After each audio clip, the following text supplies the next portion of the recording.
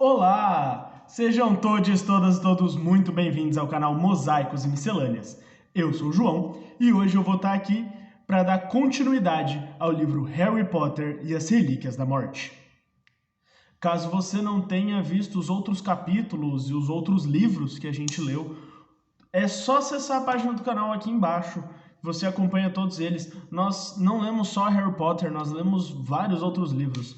Nós acabamos recentemente de ler o livro Graham, Continente Lemúria, que é um livro de protagonismo LGBT e de um escritor brasileiro, né, o Vinícius Fernandes. Nós já lemos Alice no País das Maravilhas, O Pequeno Príncipe, e nós já lemos vários livros aqui no canal, todos eles você encontra na página, certo?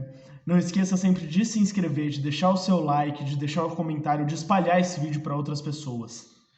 E hoje eu vou estar lendo o capítulo 18. Então vamos lá, vamos à leitura. Capítulo 18. A Vida e as Mentiras de Alvo Dumbledore. O sol estava nascendo. A imensidão descolorida do céu se estendia sobre Harry, indiferente a ele e ao seu sofrimento. Sentou-se à entrada da barraca e inspirou profundamente o ar limpo. O simples fato de estar vivo para ver o sol subir a encosta coberta de neve cintilante deveria ser o maior tesouro da terra. Contudo, não conseguia apreciá-lo. Seus sentidos tinham sido bloqueados pela calamidade que era a perda de sua varinha. Contemplou o vale coberto de neve, os sinos de igreja ecoando distantes no esplendoroso silêncio. Sem perceber, Harry estava enterrando os dedos nos braços como se tentasse resistir à dor física. Derramara seu sangue mais vezes do que poderia contar. Perdera todos os ossos do braço direito uma vez. Essa viagem já lhe rendera cicatrizes no peito e nos braços para se somar às da mão e à da testa. Mas nunca, até aquele momento, sentira-se tão letalmente enfraquecido, vulnerável e nu, como se lhe tivessem arrancado a melhor parte do seu poder em magia. Sabia exatamente o que Hermione diria se ele expressasse qualquer desses pensamentos. A varinha é tão boa quanto o bruxo. Ela, no entanto, estava enganada. Em seu caso, era diferente. Ela não sentira a varinha girar como uma agulha de uma bússola e disparar labaredas douradas contra o inimigo. Harry perdera a proteção dos núcleos gêmeos, e só agora que já não existia, ele entendia o quanto se fiara nela. Tirou do bolso os pedaços da varinha partida, e sem olhar guardou-os na bolsa de Hagrid, que levava pendurado ao seu pescoço. Estava agora demasiado cheia de objetos quebrados e inúteis para receber mais um. Através do couro de briba, sua mão roçou pelo velho pomo, e por um momento precisou resistir à tentação de apanhar o objeto e atirá-lo longe.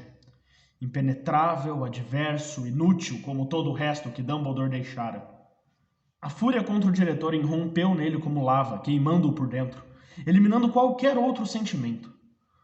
Por absoluto desespero, eles tinham acreditado que Godric's Hollow guardava as respostas, e se convencido de que deviam retornar, que tudo fazia parte de um caminho secreto traçado por Dumbledore. Mas não havia mapa nem plano. Dumbledore os deixara cegas no escuro, para enfrentar terrores desconhecidos e não sonhados. Sozinhos e desamparados, nada lhes foi explicado, nada oferecido voluntariamente. Não tinham espada e Harry não tinha mais varinha. Deixara cair a foto do ladrão e, sem dúvida, agora seria fácil Voldemort descobrir quem ele era. Agora tinha todas as informações. Harry? Hermione parecia receosa de que ele pudesse enfeitiçá-la com sua própria varinha, o rosto riscado de lágrimas. Ela se agachou do lado dele, 2 xícaras de chá tremendo em suas mãos e alguma coisa volumosa sob o braço. Obrigado, disse ele, apanhando uma das xícaras. Posso falar com você? Pode, respondeu ele, porque não queria magoá-la. Harry, você queria saber quem era o homem na foto? Bem, lhe trouxe o livro. Timidamente, empurrou-o para o colo dele, um exemplar intacto de A Vida e as Mentiras de Alvo Dumbledore. Onde? Como? Estava na sala de visitas de Batilda, à vista. Esse bilhete saindo entre as folhas, na parte de cima do livro. Hermione leu em voz alta as poucas linhas em tinta verde ácido e letra garranchosa. Querida Betty, obrigada por sua ajuda. Envio-lhe um exemplar do livro. Espero que goste. Você me contou tudo, mesmo que não se lembre. Rita. Acho que deve ter chegado quando a verdadeira Batilda ainda estava viva, mas talvez ela não estivesse em condições de lê-lo. Não, provavelmente não estava. Harry contemplou com desprezo o rosto de Dumbledore e experimentou uma onda de selvagem prazer. Agora iria conhecer tudo que o diretor nunca pensara que valeria a pena lhe contar, quer ele quisesse ou não. Continua realmente aborrecido comigo, não? Perguntou Hermione. Harry ergueu os olhos e viu novas lágrimas escorrendo dos olhos da garota e percebeu que a ira devia estar evidente em seu rosto. Não, respondeu baixinho. Não, Hermione, eu sei que foi um acidente. Estava tentando nos tirar de lá vivos e você foi incrível. Eu estaria morto se você não tivesse estado lá para me ajudar. Ele tentou retribuir o sorriso lacrimoso de Hermione e voltou sua atenção para o livro. A lombada estava rígida. Era óbvio que nunca fora aberto antes. Harry virou rapidamente as páginas, procurando as fotografias. Encontrou a que procurava quase instantaneamente. O jovem Dumbledore e seu belo companheiro, às gargalhadas, por causa de uma piada havia muito esquecida. Harry abaixou os olhos para a legenda. Dumbledore pouco depois da morte da mãe, com seu amigo Gerardo Grindelwald. Harry boquiabriu-se com a última palavra da frase durante longos momentos. Grindelwald. Seu amigo Grindelwald. Olhou de esguelha para Hermione, que continuava a fixar o nome como se não conseguisse acreditar no que via. Lentamente virou-se para Harry. Grindelwald. Desconsiderando as fotografias restantes, Harry procurou nas páginas próximas uma recorrência do nome fatídico. Logo, descobriu-a e leu vorazmente, mas se perdeu. Precisaria ler os parágrafos anteriores para a informação fazer algum sentido. E finalmente se viu no início de um capítulo intitulado O Bem Maior. Juntos, ele e Hermione começaram a ler. Próximo ao seu aniversário de 18 anos, Dumbledore deixou Hogwarts cercado de glórias. Monitor-chefe, monitor, detentor do prêmio Barnabas Finkley por excepcional proficiência em feitiços, representante da juventude britânica na Suprema Corte dos Bruxos, medalha de ouro por contribuição pioneira à Conferência Internacional de Alquimia do Cairo. Dumbledore pretendia, então, fazer uma grande viagem com Eliphas Bafo de Cão Dodge, o dedicado, mas pouco inteligente colega com quem se associara na escola. Os dois jovens estavam hospedados no Caldeirão Furado, em Londres, preparando-se para partir para a Grécia na manhã seguinte, quando chegou uma coruja trazendo a notícia do falecimento da mãe de Dumbledore. Bafo de Cão Dodge, que se recusou a dar depoimento para este livro, publicou sua versão sentimental do que aconteceu a seguir. Descreveu a morte de Kendra como um golpe trágico e a decisão tomada por Dumbledore de cancelar sua viagem como um ato de nobre abnegação. Sem dúvida, Dumbledore retornou imediatamente a Godric's Hollow. Presume-se que para cuidar do irmão e da irmã mais jovens. Entretanto, qual foi o cuidado que realmente dispensou aos dois? Ele não batia bem, aquele Aberforth, diz Enid Smith, cuja família vivia nos arredores de Godric's Hollow à época. Vivia solto. Claro que, sem mãe nem pai, eu teria me condoído dele, mas o garoto não parava de tirar excremento de bode na minha cabeça. Não creio que algo se preocupasse com ele. Enfim, nunca os vimos juntos. Então, que fazia Alvo se não estava consolando seu selvagem irmão mais moço? A resposta, pelo visto, continuava a manter a irmã presa. Embora seu primeiro carcereiro tivesse morrido, não houve alteração na lamentável situação de Ariana Dumbledore. Sua existência continuava a ser conhecida apenas por estranhos confiáveis, como Bafo de Cão Dodge, capazes de acreditar na história da saúde precária. Outro amigo da família facilmente persuasível foi Bathilda Bagshot, a famosa historiadora da magia que há muitos anos vive em Godric's Hollow. Kendra, naturalmente, repelira suas primeiras tentativas de dar as boas-vindas à família. Entretanto, anos mais tarde, a autora enviou uma coruja-alvo em Hogwarts, favoravelmente impressionada por seu ensaio sobre a transformação de transespécies na transfiguração. Esse contato inicial levou-a a conhecer toda a família Dumbledore. Quando Kendra faleceu, Bathilda era a única pessoa em Godric's Hollow que falava com a mãe de Dumbledore. Infelizmente, o brilho intelectual demonstrado por Batilda em épocas anteriores hoje está morrendo. O fogão está aceso, mas o caldeirão está vazio, me disse Ivor de Lonsby, ou na frase um pouco mais literal de N.D. Smith, ela está completamente caduca. Ainda assim, a combinação de técnicas de reportagem comprovadamente eficazes me permitiu obter suficientes pérolas para montar um colar de escândalos. Tal como a maioria do mundo bruxo, Batilda atribui a morte prematura de Kendra a um feitiço que ricocheteou. Uma história repetida por Alvo e Aberforth anos mais tarde. Batilda também repete a história familiar sobre Ariana, dizendo-a frágil e delicada. Sobre um assunto, porém, Batilda compensou os meus esforços para obter um pouco de soro da verdade. Porque ela, e somente ela, conhece integralmente a história do segredo mais bem guardado da vida de Alvo Dumbledore. Revelado pela primeira vez, ele põe em dúvida tudo o que os admiradores acreditaram a respeito de Dumbledore. Seu suposto ódio às artes das trevas, sua oposição à opressão dos trouxas e até a devoção à própria família. No mesmo verão em que Dumbledore voltou para casa em Godric's Hollow, já então órfão e chefe de família, Batilda Bagshot concordou em aceitar em sua casa o sobrinho neto Gerardo Grindelwald. O nome de Grindelwald é merecidamente famoso. Em uma lista dos bruxos das trevas mais famosos de todos os tempos, ele só perde o primeiro lugar porque, uma geração mais tarde, surgiu você sabe quem para roubar-lhe a coroa. Na medida em que Grindelwald jamais estendeu sua campanha de terror à Grã-Bretanha, os detalhes de sua ascensão ao poder não são muito divulgados em nosso país. Educado em Durmstrang, uma escola famosa por sua lamentável tolerância com as artes das trevas, Grindelwald mostrou-se precocemente tão genial quanto Dumbledore.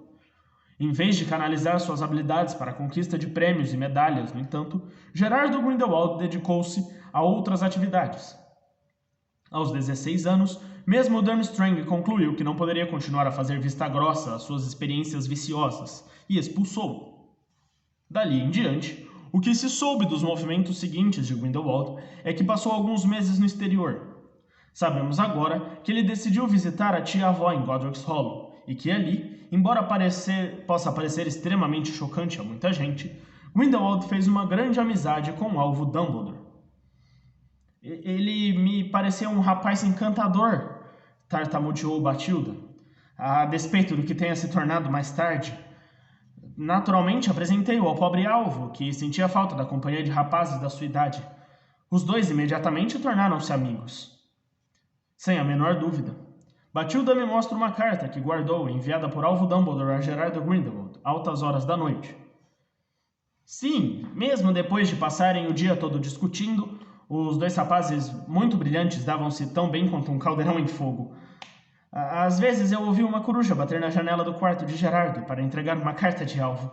Ocorrera-lhe uma ideia e precisava contá-la a Gerardo sem demora. E que ideias! Por mais chocantes que possam parecer aos fãs de Alvo Dumbledore, vejam os pensamentos de seu herói aos 17 anos, tal como foram relatados ao seu novo e melhor amigo. Veja o facsímile da carta original na página 463. Gerardo.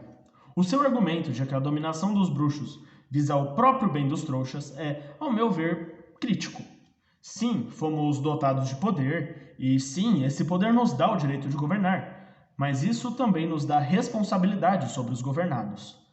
Devemos enfatizar este ponto, pois será a pedra angular da nossa construção. Onde discordarmos, como certamente ocorrerá, ela deverá ser a base dos nossos contra-argumentos. Assumimos o poder pelo bem maior, e segue-se daí que, onde encontrarmos resistência, devemos usar apenas a força necessária. E esse foi o seu erro em Durmstrang. Não me queixo, porém, porque se você não fosse expulso, jamais teríamos nos conhecido. Assinado, Alvo. Apesar do espanto e consternação que venha a causar aos seus numerosos admiradores, essa carta é uma prova de que no passado, Alvo Dumbledore sonhou derrubar o Estatuto de Sigilo e estabelecer o domínio bruxo sobre os trouxas. Que choque para aqueles que sempre viram em Dumbledore o maior campeão dos nascidos trouxas. Como parecem vazios aqueles discursos sobre a promoção dos direitos dos trouxas à luz dessa nova evidência que o condena. Como Alvo Dumbledore parece desprezível, conspirando para assumir o poder quando deveria estar pranteando a mãe e cuidando da irmã? Sem dúvida, os que estão decididos a manter Dumbledore em seu pedestal desmoronadiço gaguejarão que ele não chegou a executar esses planos, que deve ter mudado de opinião, que caiu em si. Contudo, a verdade parece ainda mais chocante. Quase 2 meses depois de iniciarem sua nova grande amizade, Dumbledore e Grindelwald se separaram e nunca mais se veriam até o seu lendário duelo. Veja detalhes no capítulo 22. O que terá causado esse abrupto rompimento? Dumbledore recobrara o juízo? Dissera a Grindelwald que não participaria de seus planos? Infelizmente não. Acho que foi a morte da pobrezinha da Ariana que provocou a separação, diz Batilda. Foi um terrível choque. Gerardo estava na casa de Dumbledore quando aconteceu. E voltou à minha casa muito perturbado e me disse que queria regressar à sua terra no dia seguinte. Extremamente angustiado, entende? Providenciei então uma chave de portal e foi a última vez que o vi. Alvo ficou transtornado com a morte de Ariana. Foi terrível para os 2 irmãos. Tinham perdido toda a família, exceto um ao outro. Não admira que tenham se descontrolado. Aberforth culpou Alvo, entende? Como costumam fazer as pessoas em circunstâncias aflitivas. Mas Aberforth sempre foi um pouco desconexo, coitado. Ainda assim, fraturar o nariz de Alvo no enterro não foi uma atitude decente. Ver os filhos brigando daquele jeito diante do corpo da filha teria destruído Kendra. Uma pena que Gerardo não pudesse ficar para o funeral. Pelo menos teria sido um consolo para Alvo. Essa espantosa briga ao lado do caixão, de que só tem conhecimentos que compareceram ao enterro de Ariana Dumbledore, levanta várias questões. Exatamente por que Aberforth culpou Dumbledore pela morte da irmã? Teria sido, como supõe Batilda, apenas um extravasamento de pesar? Ou haveria razões mais concretas para sua fúria? Grindelwald, expulso de Durmstrang por ataques quase fatais a colegas estudantes, fugiu do país horas depois da morte da moça. E Alvo, por vergonha ou medo, nunca mais o viu, até ser forçado pelo clamor do mundo bruxo. Nem Dumbledore nem Grindelwald jamais se referiram a essa breve amizade de adolescente mais tarde na vida. Contudo, não se pode duvidar de que Dumbledore adiou, durante uns 5 anos de tumultos, fatalidades e desaparecimentos, o seu ataque a Geraldo Grindelwald. Teria sido um resquício de afeição pelo homem, ou o temor da revelação dessa grande amizade do passado que levou Dumbledore a hesitar? E teria sido com relutância que Dumbledore se dispôs a capturar o homem que no passado sentira tanto prazer em conhecer. E como morreu a misteriosa Ariana? Teria sido a vítima involuntária de algum rito das trevas? Teria casualmente surpreendido o que não deveria? Enquanto os 2 rapazes treinavam para sua futura tentativa de glória e dominação? É possível que Ariana Dumbledore tenha sido a primeira pessoa a morrer pelo bem maior? O capítulo terminava ali, e Harry ergueu os olhos. Hermione chegara antes dele à última linha. Tirou o livro de suas mãos, parecendo um pouco assustada com a expressão no rosto do amigo, e fechou-o sem olhar, como se escondesse uma coisa indecente. Harry... Ele, porém, balançou a cabeça. Alguma certeza recôndita ruíra em seu íntimo. A mesma sensação que experimentara após a partida de Rony. Confiara em Dumbledore. Acreditara que era a personificação da bondade e da sabedoria. Tudo eram cinzas. Quanto mais poderia perder? Rony, Dumbledore, a varinha de Fênix... Harry... Hermione parecia ter ouvido seus pensamentos. Me escute, não é uma leitura muito agradável, né? Pode ser que não. Mas não esqueça, Harry, é uma história da Rita Skeeter. Você leu aquela carta para o Grindelwald, certo? Li. Ela hesitou, parecendo perturbada, aninhando a caneca de chá nas mãos frias. Acho que foi o pior. Sei que Batilda achou que fosse apenas conversa fiada, mas pelo bem maior tornou-se o lema de Grindelwald. Sua justificativa para todas as atrocidades que cometeu mais tarde.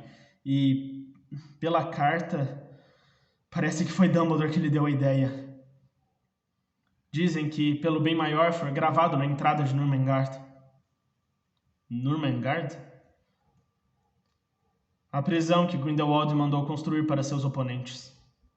Foi onde ele próprio terminou, quando Dumbledore o capturou. Enfim, é horrível pensar que as ideias de Dumbledore possam ter ajudado a ascensão de Grindelwald ao poder. Mas, por outro lado, nem mesmo a Rita pode fingir que eles tenham convivido mais do que uns poucos meses no verão, quando eram realmente muito jovens e... Achei que você diria isso, interrompeu Harry. Não queria extravasar sua raiva na amiga, mas foi difícil manter a voz firme. Achei que você diria que eles eram muito jovens. Tinham a mesma idade que nós agora, e estamos aqui, arriscando nossas vidas para combater as artes das trevas. E ele estava lá, de segredinhos com seu novo melhor amigo, conspirando para assumir o poder e dominar os trouxas.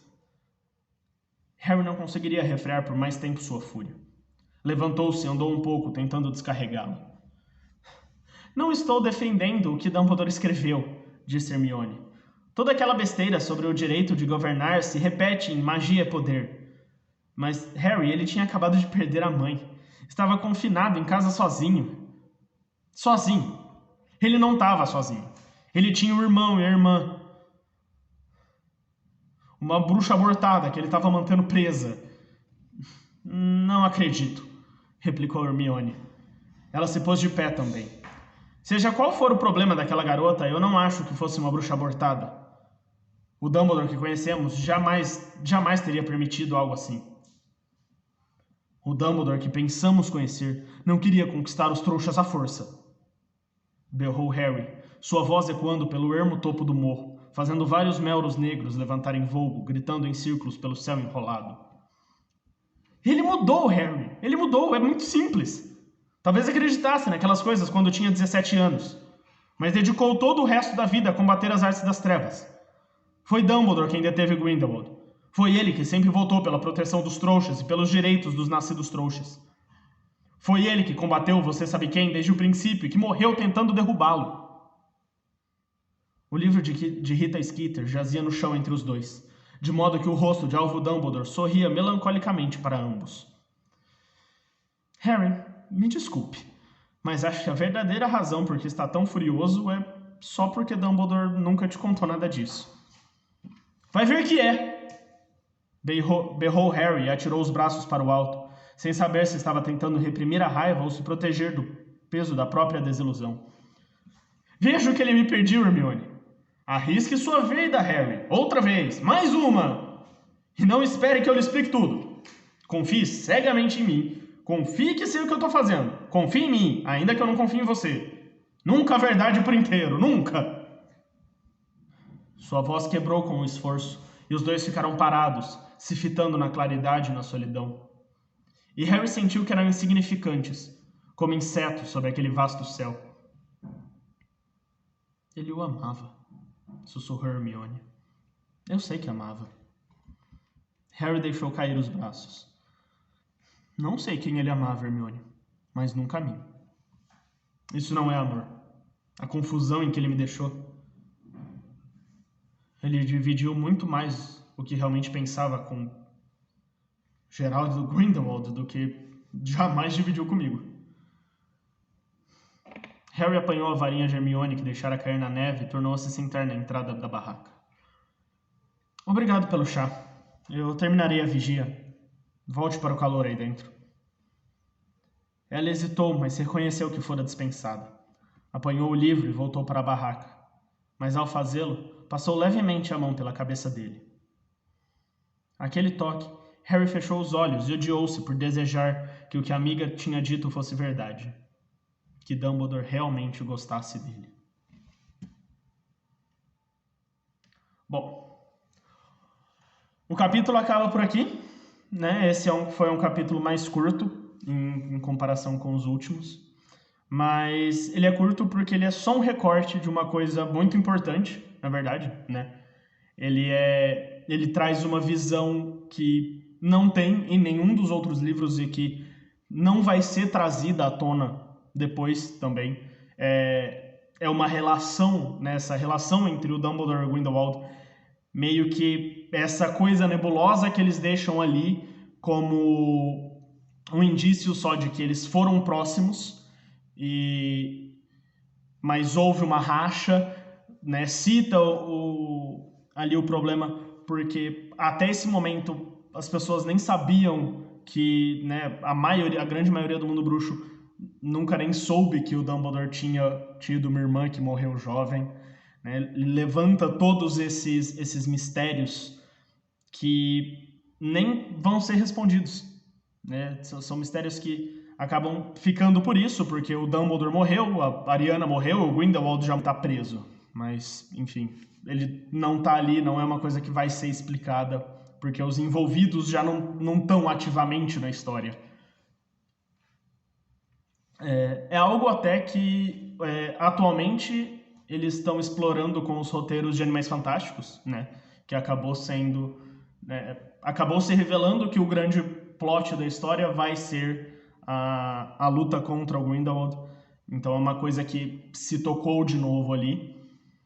Mas é muito interessante esse capítulo, principalmente porque isso vai se formando ao longo desse livro, depois da morte do Dumbledore, que é essa quebra da ilusão que o Harry principalmente tem sobre o Dumbledore. Porque em todos os outros 6 anos, ele aprende que o Dumbledore é o maioral, é a grande figura superior a tudo, é a grande figura da bondade, é o homem sem erros, é o homem sem falhas, é o grande sábio acima de todos.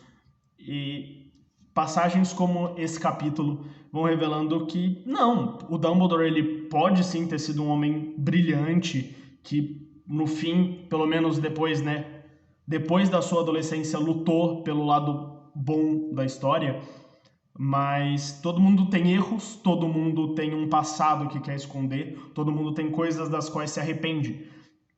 E esse capítulo serve para isso, para dar essa pincelada no Dumbledore de que além da figura do mentor para o Harry, ele também é uma pessoa e ele também foi uma pessoa que cometeu erros e que teve ideias incorretas e que pode ter se aliado com pessoas que podem ter causado muito mal para o mundo e que é possível que ele, mesmo sendo quem ele foi quando o Harry conheceu, ele não tenha sido tudo aquilo a vida toda. Isso é muito importante, isso é uma reflexão boa, na verdade, né? De que é possível evoluir, porque se o Dumbledore que deu ao Grindelwald a ideia de lutar pelo bem maior e querer dominar os trouxas porque, ó, coitados pobrezinhos, eu tenho poder, então eu tenho que mandar em você.